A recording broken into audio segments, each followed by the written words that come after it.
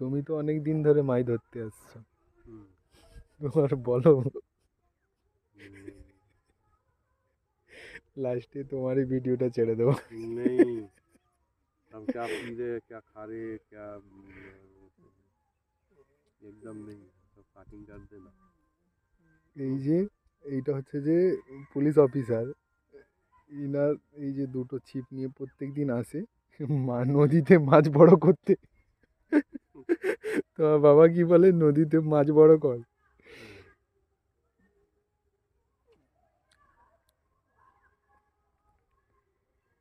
এই যে এটা আমাদের, এটা কি নদী বলে, কাঁসাই নদী তো, কংসাবতী নদী। কংসাবতী নদী না, কাঁসাই ভাগ হয়ে যেটা কংসাবতী।